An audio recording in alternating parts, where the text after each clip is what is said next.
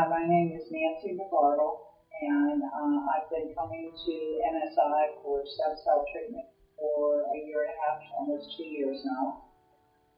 The reason I came is because I was diagnosed many years ago that I needed both of my hips replaced. I had my right hip replaced in Pennsylvania, and I moved down here, and I found out about the stem cell treatment, and I decided to give it a go because I didn't want to go through that surgery again.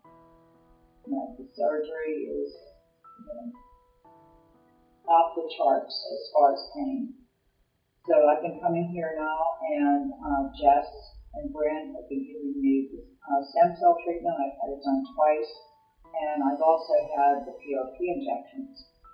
I was not able to put any weight on my left hip. I couldn't lay on my side or anything, and at this point, I would say I'm 75 to 85% pain-free. It's just once in a while, and it's probably because I do things that I shouldn't do. But I can say nothing but good things about the whole process and everyone here. It's been a life-changing experience.